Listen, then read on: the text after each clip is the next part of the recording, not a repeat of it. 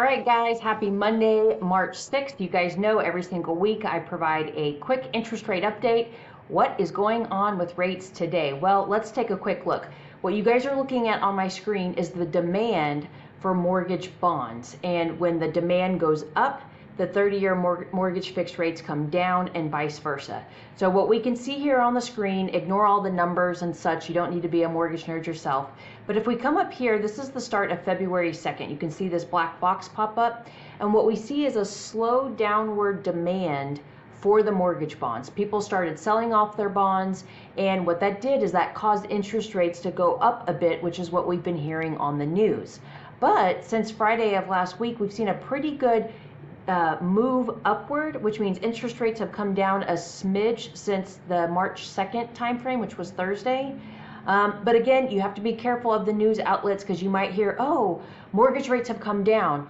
Well, they have come down, but if you were looking at mortgage rates here, then they haven't come down. So it's always, you got to always ask yourself, compared to what?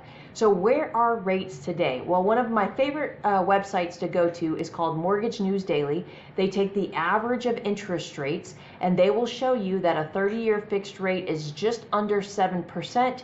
You've got the 15-year that's right at the 6.5%.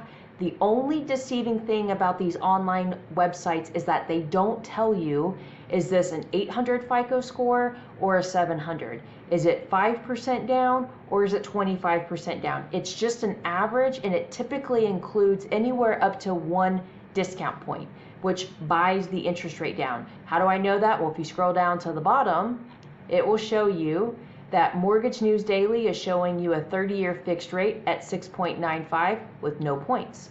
Freddie Mac, though, is showing 6.65 with no points, and the Mortgage Banker Association is showing 6.71 with 0.77. The point is, guys, the online interest rates vary.